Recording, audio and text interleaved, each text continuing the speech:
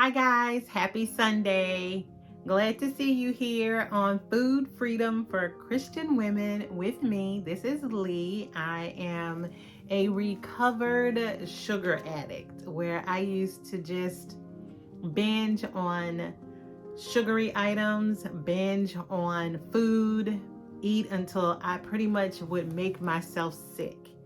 And I am here to share my story today, just a little bit. So let's get started. Okay, so I am going to be reading because my story is written in the first chapter of my book. I have a book on food freedom for Christian women. So my story starts with me attending my first recovery group in 2020, the year of the pandemic.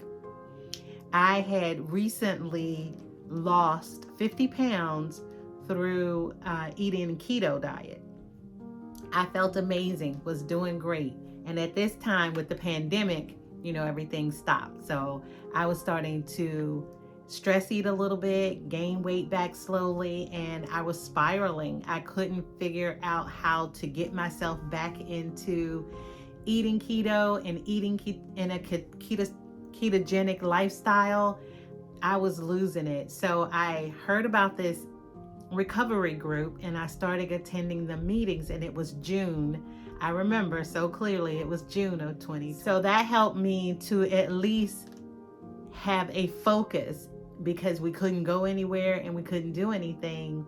And I had started to gain back the 50 pounds that I had lost on keto because I thought that I had found the solution to my eating problem. Keto was the answer for me. You couldn't have told me different back then.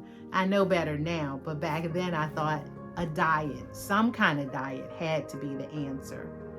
But my real problem with food was not about food, it was about what I had not dealt with in my life. When I got married in the year 1986, my older brother walked me down the aisle that year, and it was April when he walked me down the aisle, and in October he was shot and killed. So that was pretty tragic for my family, and our grief went far beyond anything that I could have imagined. It pretty much destroyed all our joy and peace in our relationships. We all dealt with it differently, and none of us dealt with it the right way.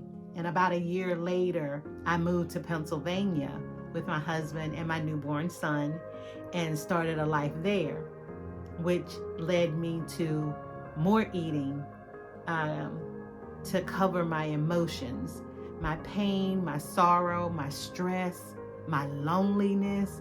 I had no family except for my husband and my son and his family, which I didn't know very well at that time. But so I had moved 16 hours away from my family and my support system, and then I had to build a new one. I'm a new wife, I'm a new mom, and I've lost my brother, and I moved away from my family. So I ate my emotions. I'm going to be reading a little bit. Food had become my rescue, the place I ran to when life felt too heavy to face.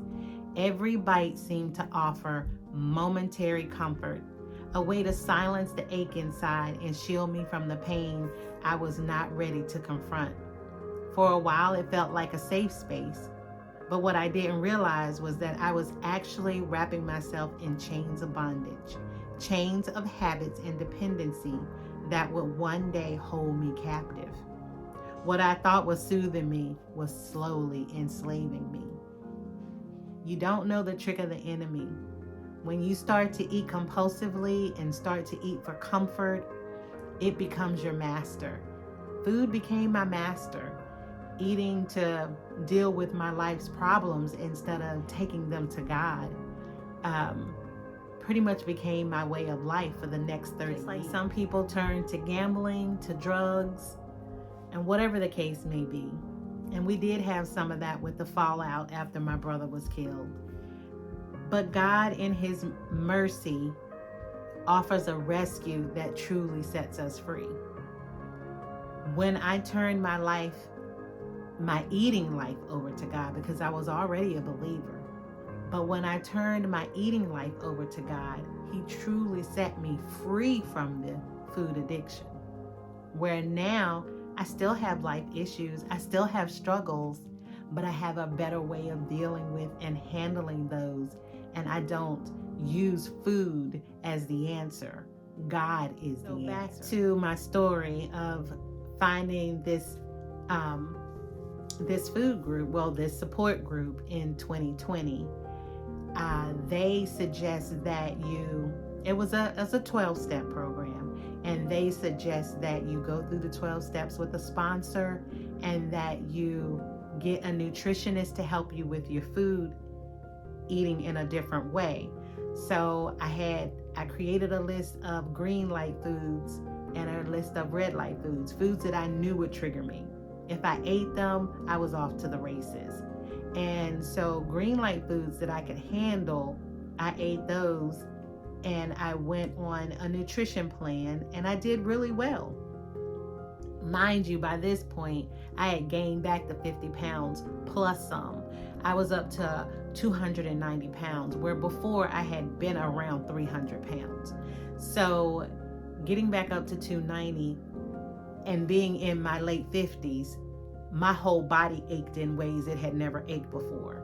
I was pushing a cart just to be able to walk in the store, because walking on my own without that aid was painful.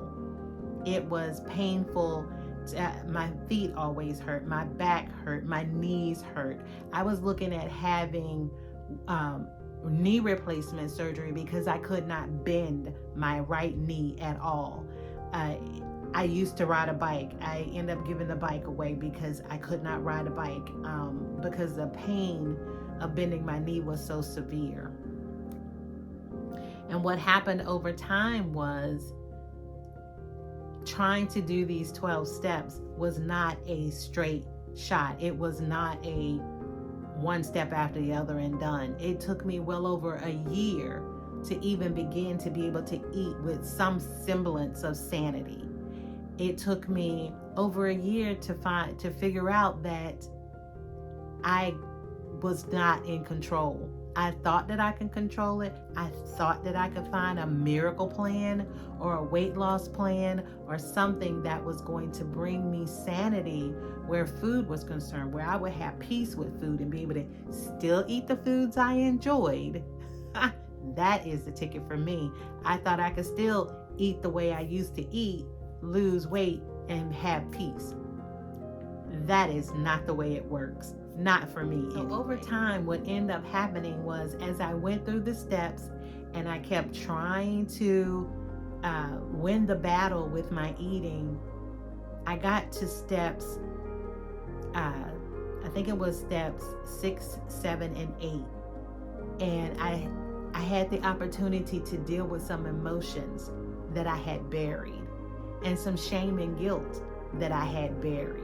And when I was able to deal with those, come before God and have a conversation around these things, God showed me who I was in Him and not who I thought I was in my shame.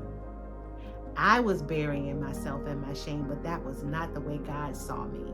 Once I began to see myself the way God saw me, once I began to have the identity of who I was in Christ, my life changed. The shame and guilt dropped off of me. I was able to forgive myself and move forward with life. And out of that forgiveness and that peace and joy that I started to live in, I was able to want better for myself, to be happy for myself, to want to eat in a way that pleased God, because He had set me free from the guilt and shame. I wish that had happened when I first became a believer, back when I was like 19 years old. But here I was in my 50s, just now letting go of some things that I had carried for over 30. With the emotional weight gone, it was off of me. I really felt free. I felt like I had just become a believer. And it was easier for me to eat in a way that was more nutritional. And I was happy to release the sugary foods and replace them with fruits that I enjoyed. I started to look into how to eat in a way that was pleasing, not a diet, because diets have never worked for me. It's a different mentality to want to just eat in a way that's pleasing to God and not in a way that's culturally accepted. Once I got away from looking for a diet, looking for a solution outside of God, and started to look to God every day for how to eat, what to do with my emotions and my feelings, my life completely changed. I've lost over 100 pounds, and it's because I stopped looking for help outside of God and I started to look to God for everything that I needed.